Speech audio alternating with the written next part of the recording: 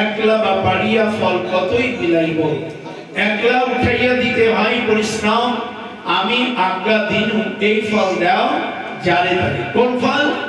এই কৃষ্ণ প্রেম ফল, যা গোলক ধাম থেকে গুপ্ত ধন, এই গুপ্ত প্রেম ধন তিনি এনেছেন। এই গুপ্ত ছিল, গোপনে ছিল। আর এই প্রেম ধন অকাতরে আগে বিতরণ হয়নি, সত্য যুগে বিতরণ হয়নি, ত্রেতা যুগে বিতরণ হয়নি, দ্বাপর যুগে বিতরণ হয়নি।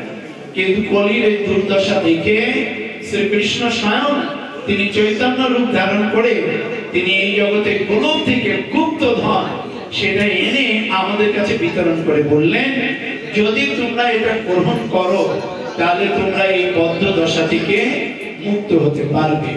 এটা হচ্ছে সব থেকে সরল সহজ। তার মানে আমরা যদি এই হরিনামের চরণে আশ্রয় করি তাহলে নিশ্চিতভাবে আমরা এই দুঃখময় জগৎ থেকে মুক্ত হতে পারি। তাই এই দুঃখের জন্য আমরা যখন হরিনাম করতে চাই, আমাদের সমাজে আত্মীয় স্বজন বন্ধু বান্ধব আমাদেরকে অনেক সময় এই হরিনাম করতে বাধা দেয়, তাই না? কিন্তু মহাপ্রভু বলছেন যে দেখুন, স্বয়ং কৃষ্ণ তিনি বলছেন, নাম নামকারী বহুদা নিজ সর্বশক্তি তত্র অর্পিতা। স্বয়ং ভগবান বলছেন যে দেখো হে জীব, হে আমার প্রিয় সন্তানেরা, তোমরা ভালো করে শোনো, কি যে আমার তো অনেক নাম আছে। কেউ আমাকে মধুসূদন বলে ডাকে, কেউ গোপীনাথ বলে, কেউ গোবিন্দ বলে, কেউ বিনোদ বলে, কেউ বাঙ্কি বিহারী বলে, কেউ মদন মোহন বলে, কেউ কৃষ্ণ বলছে। বহু নাম রয়েছে আমার, বহু নাম, অনন্ত কোটি নাম। অনন্ত নাম, অনন্ত মুখ দিয়ে ভগবানের অনন্ত নাম কীর্তন করেও শেষ করতে পারছে না।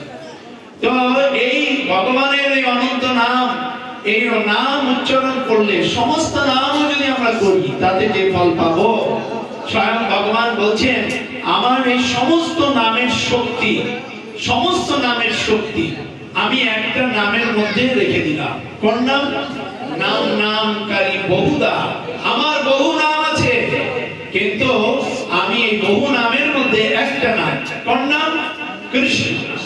এই কৃষ্ণ নাম আমি তত্র অর্পিতা, আমি অর্পণ করলাম। কোন নামের মধ্যে?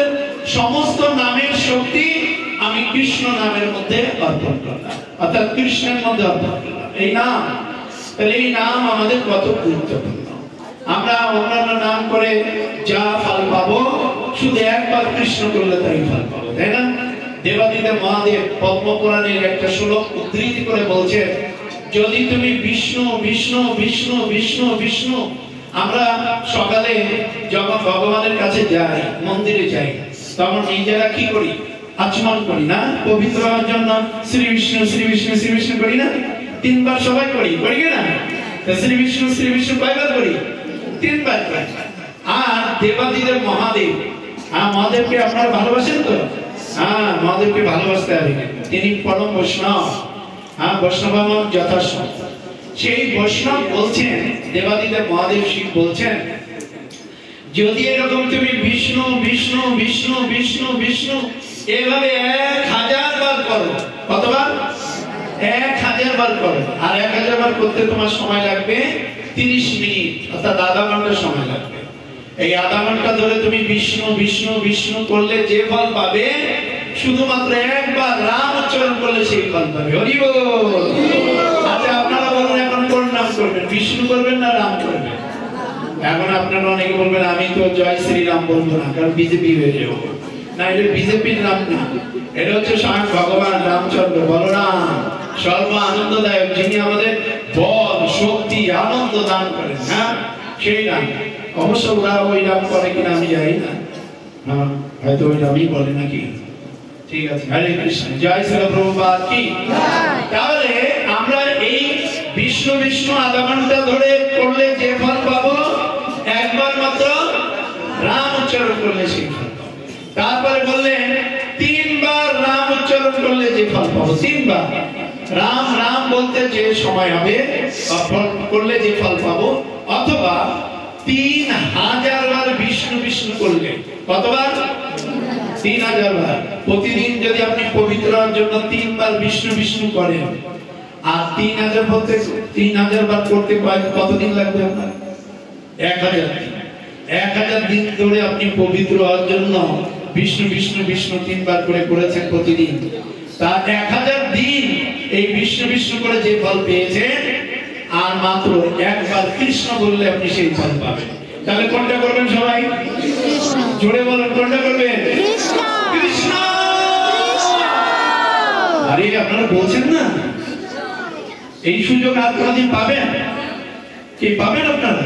সবাই মিলে বলুন কৃষ্ণ। হরি বল। কৃষ্ণচন্দ্র এই একবার কৃষ্ণ বললে কি ফল পেলাম? 1.5 ঘন্টা ধরে বিষ্ণু বিষ্ণু করলে যে ফল, অথবা 3 বার রামচরণ করলে যে ফল, সেই ফল পেলেন।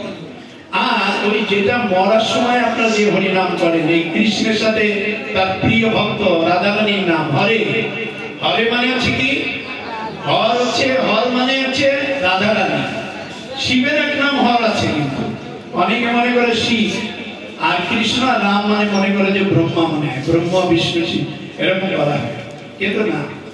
এই হচ্ছে হর শব্দের অর্থ হচ্ছে রাধারানী। হরে, হরে শব্দ হচ্ছে রাধে, অর্থাৎ রাধা কৃষ্ণ। হরে কৃষ্ণ মানে রাধা কৃষ্ণ।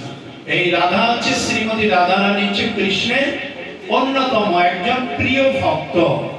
ভগবান ভক্তকে খুব ভালোবাসেন, আর ভক্ত কি করেন?